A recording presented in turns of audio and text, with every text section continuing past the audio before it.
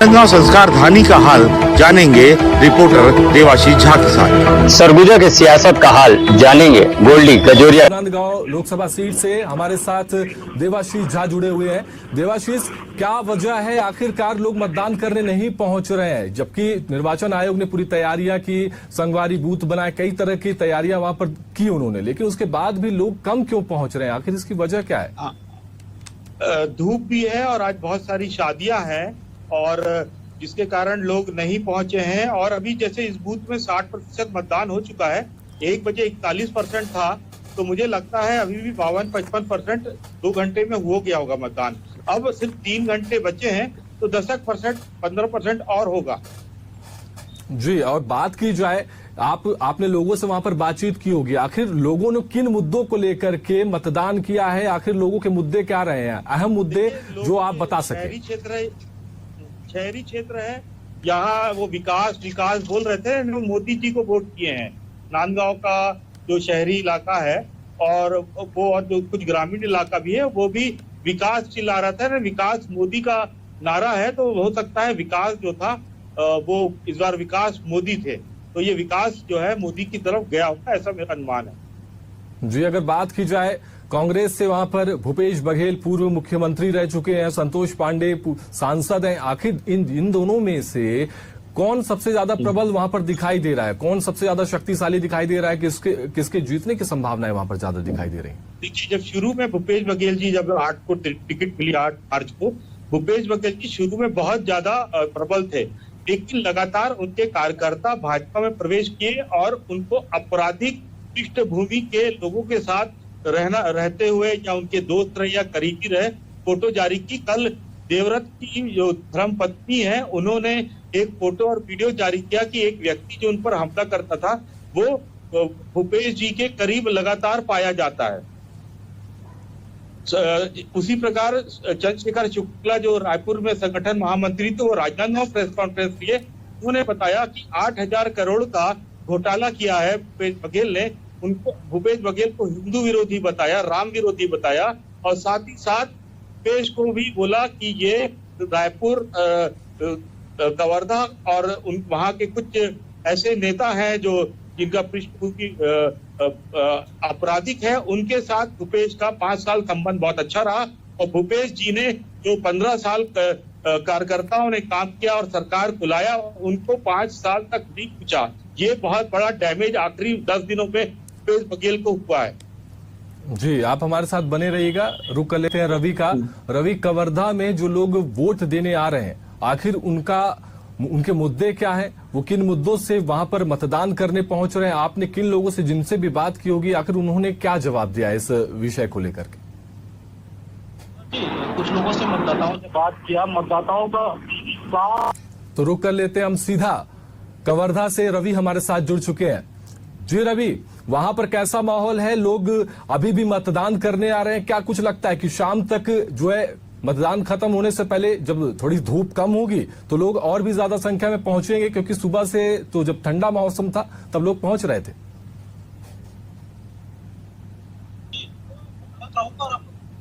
हम जहाँ खड़े हैं, आदर्श मतदान केंद्र है। यहाँ पूर्व मुख्यमंत्री और विधानसभा अध्यक्ष डॉक्टर रमन सिंह ने अपने परिवार के साथ यहाँ मतदान किए हैं, और वहीं इनके ही जस्ट लगा हुआ है एक मतदान केंद्र है, वहाँ विजय शर्मा गृह मंत्री ने, उप मुख्यमंत्री ने मतदान किया है। और जिस मतदान केंद्र में हम अभी उपस्थित हैं, वो उस मतदान केंद्र में ज्यादातर लोग जो है व्यापारी के लोग आते हैं, लेकिन आप देख सकते हो, अपने पीछे दिखाना चाहूंगा केंद्र की आपको भीड़ कर रही है। लोग जो है मतदान जागरूकता को लेकर मतलब जागरूक नहीं ऐसा हो रहा है, और देख सकते हैं कि लोग जो है पहुंच नहीं रहे हैं, बहुत धीमी गति से जो है इस मतदान केंद्र में मतदान हो रही है। जी, आखिर क्या वजह है कि लोग पहुंच नहीं पा रहे हैं? आखिर क्यों इतना प्रतिशत जो मतदान प्रतिशत वो कम दिखाई दे रहा है? आखिर इसकी वजह क्या निकल कर सामने आई? आपने लोगों से वहां पर बातचीत भी की होगी, उनका क्या कहना है इस पूरे मसले पर? हालांकि लोगों का साफ तौर पे कहना है कि धूप की वजह से लोग जो है मतदान केंद्र नहीं आ रहे हैं, और ये आने वाला समय जो है 3 बजे से लेकर 5 बजे तक जो समय रहेगा, धूप जब कम हो जाएगी तब मतदाता जो है घर से निकल कर आने की बात सामने आ रही है। और वहीं जिला प्रशासन भी लगातार स्वीप के माध्यम से लोगों को जागरूक करने का काम कर रही है, लेकिन फिर भी स्थिति ऐसा है कि लोग जो है घर से निकलकर मतदान के लिए नहीं आ रहे हैं। इससे कुछ नहीं होता है। जी, आप हमारे साथ बने रहिएगा। हम रुक कर लेते हैं राजनांदगांव लोकसभा सीट से। हमारे साथ देवाशीष झा जुड़े हुए हैं। देवाशीष, क्या रुक कर लेते हैं देवाशीष का। जी देवाशीष, किस तरह का माहौल है, क्या मुद्दे हैं, किस मुद्दों को लेकर के मतदान करने लोग पहुंच रहे हैं? देखिए, यहाँ पे 1 बजे तक 41% मतदान हुआ था और 2 घंटे बीत चुके हैं, तो लगभग 50 से ऊपर अभी चले गया होगा। सरकारी आंकड़े अभी सामने नहीं आए हैं। 2 तारीख को संतोष पांडे जो बीजेपी से, उनकी टिकट घोषित हुई थी और 8 मार्च को भूपेश बघेल की सीट घोषित हुई थी। दोनों का चुनाव बहुत टफ चुनाव था। ये एक हॉट सीट भी बोली जाती है, राजनांदगांव सीट। और चुनाव में सुबह का जो यहाँ का माहौल था, वो काफी लोग आज 7 बजे से लोग आ गए थे, और अभी आप देख सकते हैं अभी भी बूथ खाली है, ज्यादा लोग नहीं, 50 लोगों की भीड़ है, और 50 से ज्यादा नहीं। अभी मुझे आशा है कि 3 साढ़े 3 क्योंकि 6 बजे तक पोलिंग है, तो 6 बजे के बाद पहले यानी 5 बजे, 4:30 5 बजे लोग पहुंचेंगे। जी, अगर बात की जाए, आप जिस जगह पर खड़े हैं वो जगह एक हॉट सीट है। वहां पर राजनांदगांव से 2 बड़े दिग्गज चुनावी मैदान पे उतरे हुए। आखिर लोग उनके किन मुद्दों को लेकर के वोट दे रहे हैं? क्या वहां पर स्थानीय मुद्दे भी कारगर दिखाई दे रहे हैं? क्योंकि ये लोकसभा का चुनाव है, केंद्र का चुनाव है, और ये जनता ज्यादातर केंद्र के चुनाव में केंद्रीय मुद्दों को महत्व देती है। नहीं, केंद्र का मुद्दा तो है, लेकिन ये मुख्यमंत्री रहे थे, जाना हुआ चेहरा था, किसान नेता थे, तो चुनाव ऐसा नहीं हुआ कि सिर्फ केंद्र के मुद्दे पर था। चुनाव में भूपेश बघेल जी की भी एंट्री बहुत तगड़ी रही, लेकिन आखिरी 5-7 दिन में कुछ आपराधिक चीजों से, आपराधिक आदमियों से जुड़ने के कारण भूपेश बघेल कमजोर हुए हैं। जी, और आज ही एक घटना घटी है राजनांदगांव टेटेसरा में, जब भूपेश बघेल अपने समर्थकों के साथ टेटेसरा बूथ में जब जा रहे थे, तो वहां पे उनके साथ धक्का मुक्की हुई है। गांव वाले उनके कार्यकर्ताओं को के अंदर जाने से मना कर रहे थे, और उसी दौरान जब कार्यकर्ता घुसने लग गए तो वहां के गांव वालों ने उनको रोक दिया, और भूपेश बघेल के भिलाई के कार्यकर्ता थे, जो गांव वाले बोल रहे हैं गुंडे टाइप के थे, उन्होंने औरतों के साथ बदतमीजी की है, मारपीट की है, जिसमें भूपेश बघेल का भी बयान आया है कि उल्टा वीडियो जो है कि मेरे साथ मारपीट की गई है गाँव वालों का, और वो भाजपा के कार्यकर्ता थे। जी, अगर बात की जाए महिलाओं की, तो महिलाएं भी वहां पर राजनांदगांव लोकसभा सीट से हमारे साथ देवाशीष झा जुड़े हुए हैं। देवाशीष, क्या वजह है आखिरकार लोग मतदान करने नहीं पहुंच रहे हैं, जबकि निर्वाचन आयोग ने पूरी तैयारियां की, संगवारी बूथ बनाए, कई तरह की तैयारियां वहां पर की उन्होंने, लेकिन उसके बाद भी लोग कम क्यों पहुंच रहे हैं? आखिर इसकी वजह क्या है? धूप भी है और आज बहुत सारी शादियां हैं, और जिसके कारण लोग नहीं पहुंचे हैं। और अभी जैसे इस बूथ में 60% मतदान हो चुका है, 1 बजे 41% था, तो मुझे लगता है अभी भी 52-55% 2 घंटे में हो गया होगा मतदान। अब सिर्फ 3 घंटे बचे हैं, तो 10% 15% और होगा। जी, और बात की जाए, आपने लोगों से वहां पर बातचीत की होगी, आखिर लोगों ने किन मुद्दों को लेकर के मतदान किया है? आखिर लोगों के मुद्दे क्या रहे हैं, अहम मुद्दे जो आप बता सके? शहरी क्षेत्र है, यहाँ वो विकास बोल रहे थे, मोदी जी को वोट किए हैं। नांदगांव का जो शहरी इलाका है और वो और जो कुछ ग्रामीण इलाका भी है, वो भी विकास चिल्ला रहा था। विकास मोदी का नारा है, तो हो सकता है विकास जो था वो इस बार विकास मोदी थे, तो ये विकास जो है मोदी की तरफ गया होगा, ऐसा मेरा अनुमान है। जी, अगर बात की जाए कांग्रेस से, वहां पर भूपेश बघेल पूर्व मुख्यमंत्री रह चुके हैं, संतोष पांडे सांसद हैं। आखिर इन दोनों में से कौन सबसे ज्यादा प्रबल वहां पर दिखाई दे रहा है? कौन सबसे ज्यादा शक्तिशाली दिखाई दे रहा है? किसके जीतने की संभावनाएं वहां पर ज्यादा दिखाई दे रही है? देखिए, जब शुरू में भूपेश बघेल जी, जब 8 को टिकट मिली 8 मार्च को, भूपेश बघेल जी शुरू में बहुत ज्यादा प्रबल थे, लेकिन लगातार उनके कार्यकर्ता भाजपा में प्रवेश किए और उनको आपराधिक पृष्ठभूमि के लोगों के साथ रहते हुए या उनके दोस्त रहे या करीबी रहे, फोटो जारी की। कल देवव्रत की जो धर्मपत्नी है, उन्होंने एक फोटो और वीडियो जारी किया कि एक व्यक्ति जो उन पर हमला करता था वो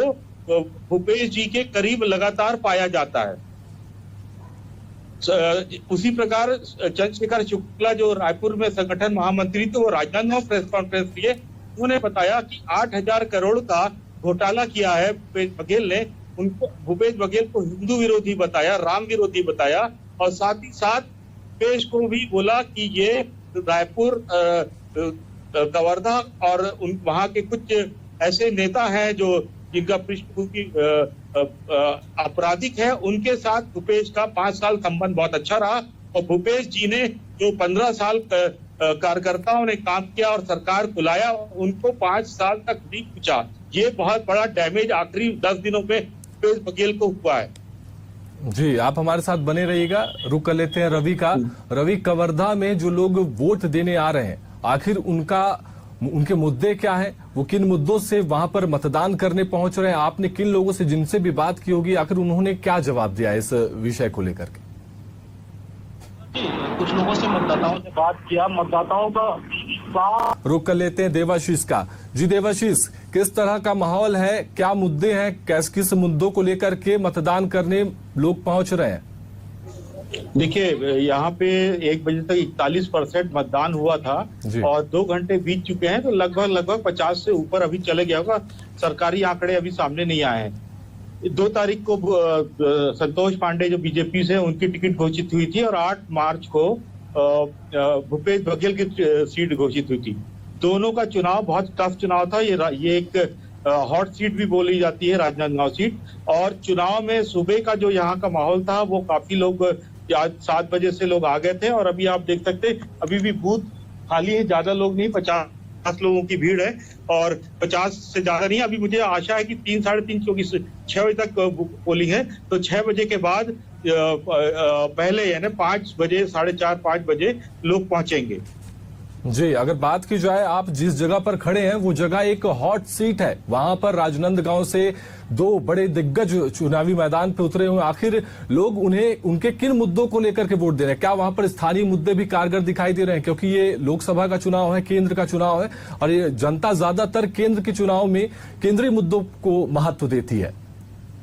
नहीं, केंद्र का मुद्दा तो है, लेकिन ये मुख्यमंत्री रहे थे, जाना हुआ चेहरा था, किसान नेता थे, तो चुनाव ऐसा नहीं हुआ कि सिर्फ केंद्र के मुद्दे पर था।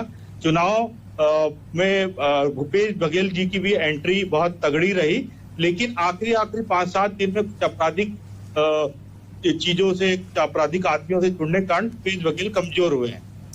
जी, और आज ही एक घटना घटी है राजनांदगांव टेटेसरा में, जब भूपेश बघेल अपने समर्थकों के साथ टेटेसरा बूथ में जब जा रहे थे, तो वहां पे उनके साथ धक्का मुक्की हुई है। गांव वाले उनके कार्यकर्ताओं को के अंदर जाने से मना कर रहे थे और उसी दौरान जब कार्यकर्ता घुसने लग गए तो वहां के गांव वालों ने उनको रोक दिया और भूपेश बघेल के भिलाई के कार्यकर्ता थे, जो गांव वाले बोल रहे हैं गुंडे टाइप के थे, उन्होंने औरतों के साथ बदतमीजी की है, मारपीट की है, जिसमें भूपेश बघेल का भी बयान आया है कि उल्टा वीडियो जो कहा है कि मेरे साथ मारपीट की गई है गाँव वालों का, और वो भाजपा के कार्यकर्ता थे।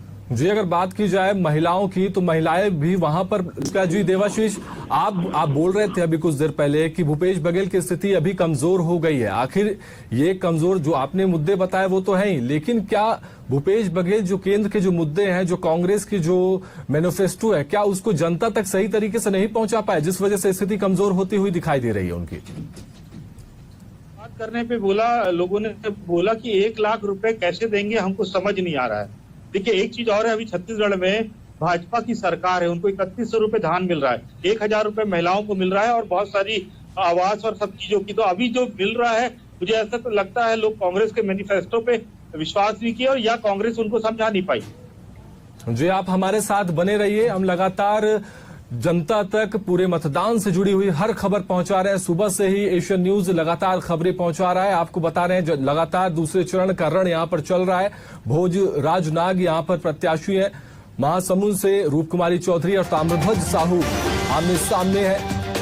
लगातार आपको हम खबर बता रहे हैं, राजनांदगांव से संतोष पांडे और भूपेश बघेल आमने सामने है।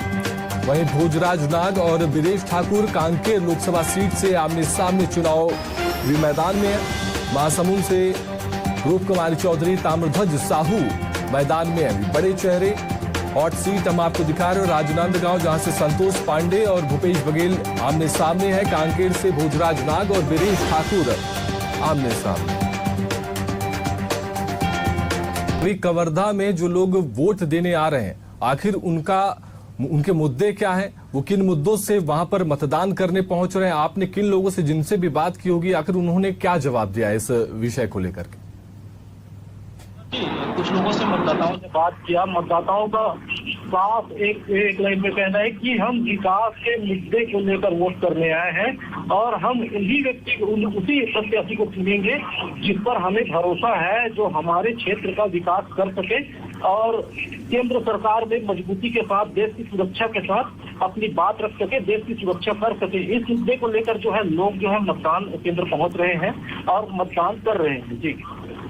जी, और बात की जाए अगर वहां पर महिलाओं की, तो महिलाओं का क्या रुख रहा उसमें? वो लोग जो है मतदान कर रहे हैं अपनी सुरक्षा को लेकर के या फिर स्थानीय मुद्दों को लेकर के? क्योंकि महिलाओं की ज्यादा अपेक्षा रहती नहीं है, लेकिन क्या वह वहां पर स्थानीय मुद्दों को लेकर के वोट कर रही है या फिर महिला सुरक्षा को लेकर वोट कर रही है?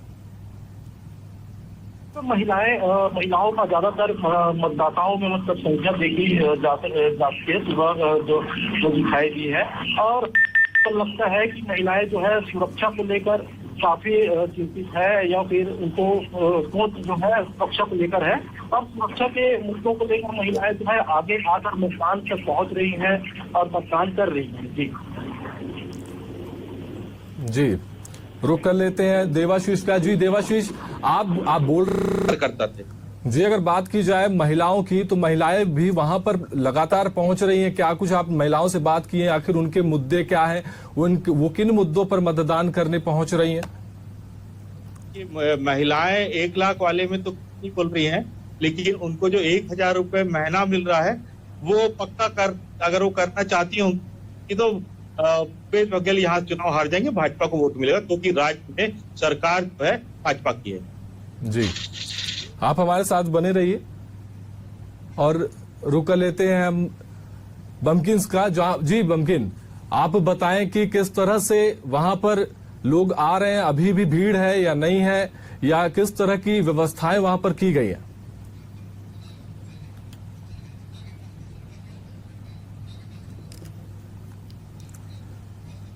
जी, आपको दिखा रहे हैं लगातार, हम सुबह से ही आपको मतदान की तस्वीरें दिखा रहे हैं, लगातार किस तरह से मतदान मध्य प्रदेश, छत्तीसगढ़, उत्तर करता थे। जी, अगर बात की जाए महिलाओं की, तो महिलाएं भी वहां पर लगातार पहुंच रही हैं। क्या कुछ आप महिलाओं से बात की है? आखिर उनके मुद्दे क्या हैं? वो किन मुद्दों पर मतदान करने पहुंच रही हैं? महिलाएं 1 लाख वाले में तो नहीं बोल रही हैं, लेकिन उनको जो 1000 रुपए महीना मिल रहा है वो पक्का अगर वो करना चाहती हूँ कि तो भूपेश बघेल यहाँ चुनाव हार जाएंगे, भाजपा को वोट मिलेगा, क्योंकि राज्य में सरकार जो है भाजपा की है। जी, आप हमारे साथ बने रहिए और रुक लेते हैं हम बमकिन्स का। जी बमकिन, आप बताएं कि किस तरह से वहां पर लोग आ रहे हैं, अभी भी भीड़ है या नहीं है, या किस तरह की व्यवस्थाएं वहां पर की गई है?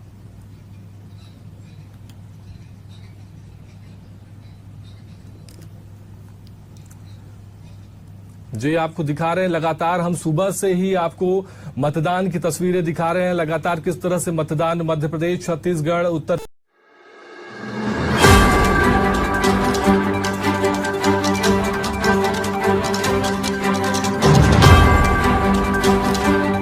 संस्कार धानी का हाल जानेंगे रिपोर्टर देवाशीष झा के साथ। सरगुजा के सियासत का हाल जानेंगे गोल्डी कजोरी